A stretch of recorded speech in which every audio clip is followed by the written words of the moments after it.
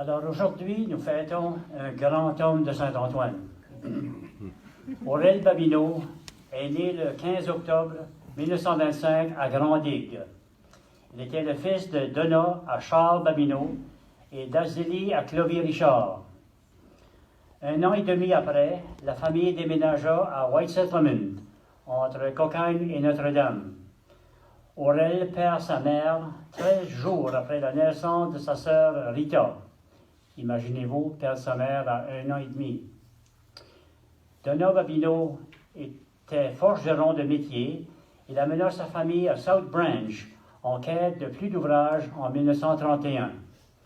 Puis la famille Babineau vint s'installer à Saint-Antoine 3 ans plus tard. En 1938, Donat et les siens se retrouvent à Haut-Saint-Antoine, mais le malheur voulut que la maison passe au feu. Nouveau déménagement. Cette fois-ci, les Babineaux s'en vont à la nord-ouest, nous autres on appelle ça la nord-ouest, appelée Alexandrina. Aurel avait 15 ans et il commença sa vie ouvrière. Durant la guerre de 1939, le gouvernement passa une loi permettant aux jeunes hommes capables de travailler sur la ferme d'y aller. Aurel revint à Saint-Antoine, à la ferme de son oncle Adilbert Richard. En 1943, à l'âge de 18 ans, il prit la route de Sheet Harbour, Nouvelle-Écosse, pour du travail dans les camps de bois. Pas une vie facile que celle des camps de bois. C'est du travail rigoureux, des journées de 12 à 14 heures, l'isolement de la famille pendant plusieurs mois, les poux et l'inconfort des camps. En 1945, Aurel reçoit l'appel de se joindre aux forces armées canadiennes. Son entraînement de base se déroule à Edmundston et à la base d'Utopia, près de Penfield. Une fois l'entraînement terminé, le groupe est envoyé à Halifax pour attendre le bateau qui le traverserait en Europe. Mais après 3 jours d'attente, c'est l'annonce de la fin de la guerre. Aurel retournera donc travailler au camp de bûcherons. En 1949, Aurel maria Thérèse à Floribert-Légère, avec qui il eut 4 enfants. Robert, décédé en 1976, Jacques, Maria et Annette. Il construisit lui-même sa maison sur la rue Gérard, où il est demeuré jusqu'en 2016. Son épouse et lui déménagèrent à la résidence au Bénez et Thérèse mourut en 2017. Aurel a aussi 6 petits-enfants et 6 arrière-petits-enfants. À 97 ans, il se porte encore très bien et il reçoit beaucoup de visites à sa chambre au Bénez. La paroisse de Saint-Antoine a beaucoup compté sur Aurel au cours des années. Vous avez déjà entendu parler du grimpeur de clocher de Saint-Antoine? C'est Aurel Donat qui peinturait le toit de notre église. Le comité historique a encore la chaise qui s'était fabriquée avec des roues de bicyclette.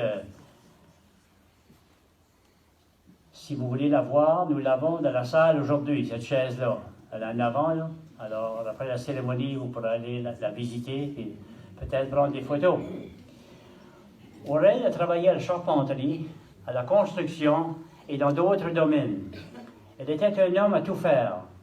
Il n'y a pas si longtemps, il fournissait plusieurs magasins avec des cerceaux à piquer, des couvertures, ainsi que des petits savonniers pour la savonnerie Olivier. Vers 2008, Aurel joignit le comité historique de Saint-Antoine.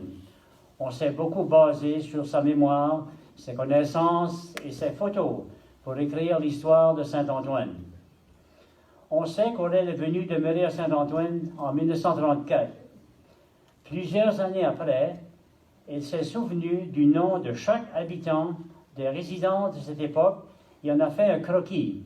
Alors, Aurel a dessiné toutes les maisons de Saint-Antoine en 1934 avec les résidents de ces maisons-là. Alors, on a ça dans un document. Alors, imaginez-vous si ce n'est pas précieux. Comme membre du comité historique moi-même, je peux attester avec les autres collègues de la contribution d'Aurel à la construction du cénotaphe de Saint-Antoine, aux monuments historiques, à nos cimetières, ainsi qu'au site historique des premiers arrivants de Saint-Antoine.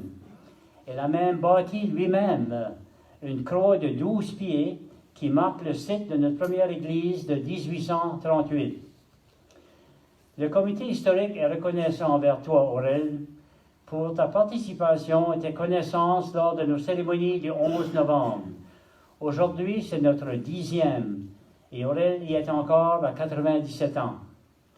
Un fait à noter, c'est qu'en 2023, notre paroisse célèbre ses 190 ans, le centenaire de la construction de son église, ainsi que le 50e de la création du Club d'Âge d'Or. Le comité de célébration a décidé de faire d'Aurel son président d'honneur pour ces fêtes-là. Tout un honneur.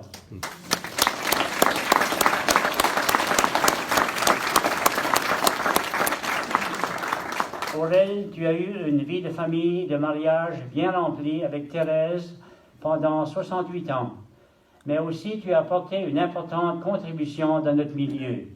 Notre communauté profite de cette occasion du 11 novembre pour te remercier des services rendus. Merci Aurel. Je vous invite à vous lever pour l'applaudir.